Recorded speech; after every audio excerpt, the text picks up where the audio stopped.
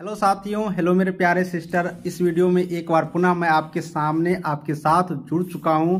मेरे प्यारे सिस्टर, इस वीडियो में आपको बहुत ही बेहतरीन जानकारी दूंगा, इसलिए आप लोग दिल थाम के 8 से 10 मिनट निकाल लीजिए, जिससे कि आपके होने वाले एएनएम की काउंसलिंग में किसी भी प्रकार से कोई दिक्कतें ना हो।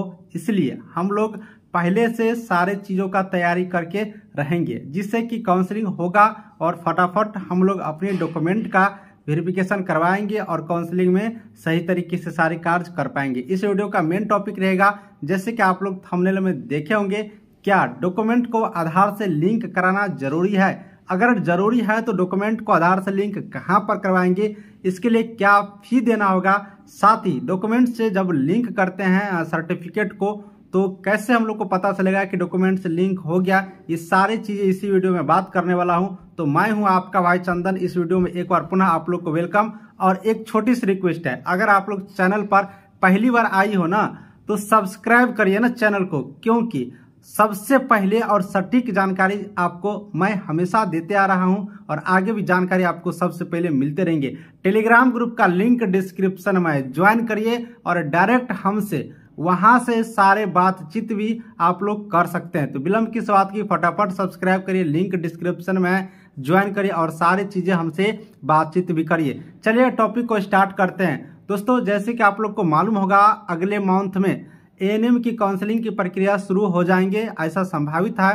वैसे तो 3rd वीक में ही यहाँ पर जानकारी आ रही थी कि शुरू होना है, लेकिन मैंने आपको जानकारी दिए थे कि 3rd वीक में संभावना बहुत ही कम है, क्योंकि इतने सारे कैंडिडेटों का ऑब्जेक्शन देखने के बाद एक फाइनल कट ऑफ तय करना, काउंसलिंग लिस्ट बनाना, डेट शिफ्ट तय करना, टोटल 32,000 कैंडिडेटों का, तो ये सारे चीजें को करने में थोड़ा सा वक्त डिपार्टमेंट को लगेगा ही। इसलिए हम लोग को थोड़ा सा धैर्य के साथ बैठेंगे, लेकिन अगले महीना यानी कि आने वाले अप्रैल में आप लोग के लिए एक गुड न्यूज बनकर के काउंसलिंग लिस्ट सामने आ सकती है। तो आपको जानकारी यहाँ पर डॉक्यूमेंट को आधार से लिंक है। देखिए, डॉक्यूमेंट एएनएम का जो भी कोर्स करते हैं, एज अ जीएनएम का भी कोर्स कह सकते हैं, लेकिन एएनएम पर फोकस करते हैं। एएनएम का जो भी कोर्स आप लोग किए हैं, उन सारे कोर्स को डॉक्यूमेंट यानी कि आधार से लिंक कराना जरूरी है, लेकिन किस लिए, इस चीज को समझना होगा। देखिए, अगर आप लोग कहीं पर फॉर्म अप्लाई करते हैं एएनएम के पोस्ट के लिए, जैसे कि बीटीएससी में आप लोग अभी किए हो, तो इसमें आधार से लिंक होना जरूरी नहीं है। काउंसलिंग में जब आप लोग डॉक्यूमेंट लेकर जाइएगा, उस टाइम भी आपका डॉक्यूमेंट आधार से लिंक होना जरूरी नहीं है, बिल्कुल रूप से जरूरी नहीं है।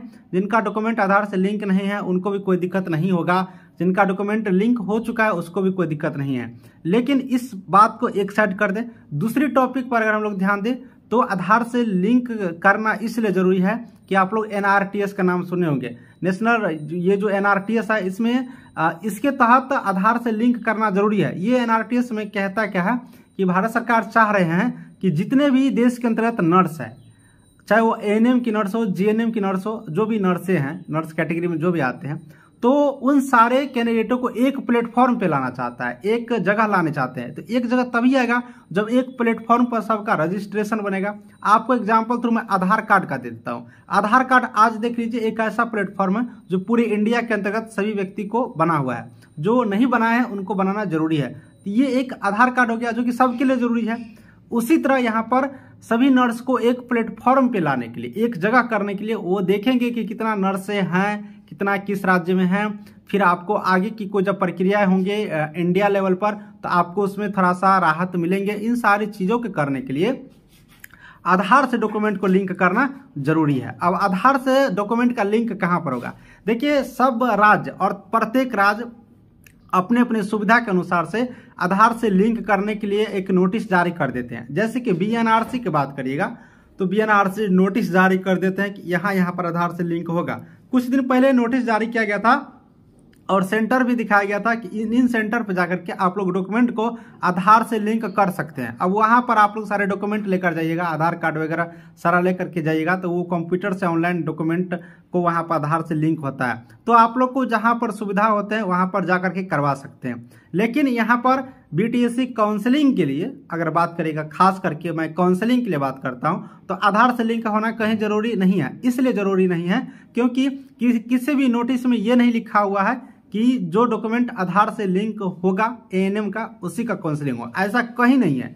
इसलिए आप लोग चिंता ना करें, परेशान ना हो, कोई दिक्कतें नहीं होंगे आपके काउंसलिंग में। लेकिन आप लोग आगे पीछे करके, ऐसा नहीं है कि अभी ही करा लेना है, आप लोग टाइम निकाल करके जब भी आपके समय मिल जाए, आपके नज़दीक का केंद्र मिल जाए, उस स्थिति में आप लोग आधार से लिंक करवा लीजिएगा, आप लोगों के लिए फायदा होगा। तो यह आपके समय पर डिपेंड पड़ता है कि आपको कब समय मिलता है, उस अनुसार से आप लोग को करा लेना है। दोस्तों दूसरी बात और मैं बात करता हूं कि बहुत सारे कैंडिडेट ये भी पूछ रहे हैं कि सर आधार से लिंक कराने पर कैसे पता चलेगा कि आधार से लिंक हो गया। देखिए, जब आधार से लिंक हो जाता है तो आपको मैसेज भी मिल जाएंगे, ईमेल पर भी आपको मैसेज हो जाएगा। उसके बाद आपका कार्ड एक ठो बन जाता है, उस कार्ड में भी सारा चीज़ एनआरटीएस की तरफ से कार्ड बन जाते हैं, वो कार्ड भी आपको मिलेंगे। तो वो सारी प्रक्रिया है, जब आप लोग लिंक करवाएंगे तो आप लोग को ये सारी चीज़ें जानकारी प्राप्त होगा। इसलिए इन सब चीज़ों को लेकर के थोड़ा सा भी घबराहट नहीं है। जिनका डॉक्यूमेंट लिंक नहीं है वो करवा लीजिएगा, आगे पीछे जब भी आपको समय मिले करवा लीजिएगा। जिनका डॉक्यूमेंट लिंक पहले से है उनको तो बहुत ही अच्छी बात है, काउंसलिंग के लिए डॉक्यूमेंट को लिंक होना कोई ज़रूरत नहीं है, आप जानकारी को समझ गए होंगे। चलिए अब बात कर लेते हैं एक दो और जानकारी को, फिर वीडियो को समाप्त करेंगे। जैसे कि सारे कैंडिडेटों को मालूम होगा कि अभी आपने ऑब्जेक्शन दिया, अब जो ऑब्जेक्शन दिया तो सारे कैंडिडेट ये वेट कर रहे हैं क्या जो हम लोग ऑब्जेक्शन किए हैं क्या उनका सुधार होगा या फिर नहीं होगा। जैसे कि डिस्क्वालीफाई का सबसे बड़ा मैटर है कि जिन कैंडिडेटों को डिस्क्वालीफाइड कर दिया गया क्या उनको क्वालिफाइड किया जाएगा एज ऑब्जेक्शन के बाद।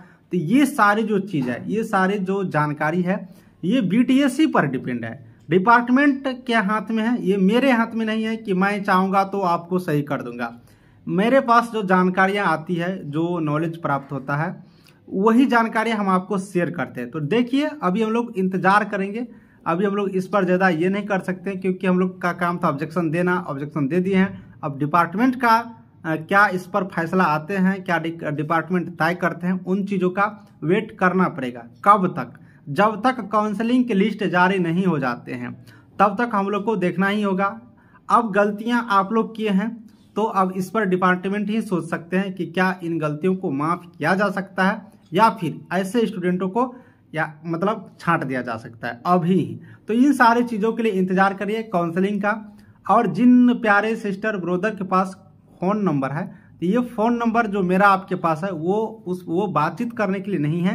आप अगर स्टडी मटेरियल मंगाना चाहते हैं एएनएम की पढ़ाई करने के लिए, एएनएम की जॉब के लिए अगर आप लोग स्टडी मटेरियल मंगाना चाहते हैं तो व्हाट्सएप पर मैसेज करिए। कॉल करिएगा तो मैं रिसीव नहीं कर पाऊँगा क्योंकि मेरे स्टाफ फ़ोन नंबर को देखते हैं। वहाँ पर आप मैसेज करेंगे तो मैसेज आपको देखा जाएगा आप किस चीज़ से रिलेटेड वहाँ पर बातचीत करना चाहते हैं। तो अगर आप लोग स्टडी मटेरियल मंगाना चाहते हैं एएनएम कोर्स से रिलेटेड तो आपको जानकारियाँ मिल जाएंगे। बाकी चीज़ें मैं यूट्यूब पर जानकारी देते ही रहता हूँ और आप लोग कमेंट कर दीजिए या फिर टेलीग्राम से जुड़े हैं तो वहाँ पर मैसेज कर दीजिए तो आपको जानकारी मिल जाएंगे। फ़ोन से बात करना प्यारे दोस्तों इतना सारे आप लोग जुड़े हुए हैं संभव नहीं है, आप लोग समझ सकते हैं। 2-2 मिनट का भी मैं बात करूंगा तो नहीं हो सकता है क्योंकि मैं भी आपके तरह बिजी रहता हूं, जॉब है, फिर यूट्यूब देखना, सारा चीज़ होता है, वक्त की समय का थोड़ा सा कमी होता है। तो इन चीज़ों का आप लोग समझेंगे। चलिए वीडियो को समाप्त करता हूँ। कैसा लगा वीडियो कमेंट में बताइएगा, कोई डाउट हो तो वो भी कमेंट बॉक्स में लिखिएगा। साथ ही आपको पहले ही जानकारी दे दिया हूँ कि टेलीग्राम ग्रुप में भी जुड़ करके या फिर पर्सनल मैसेज वहाँ पर कर सकते हैं। वीडियो को समाप्त करते हैं।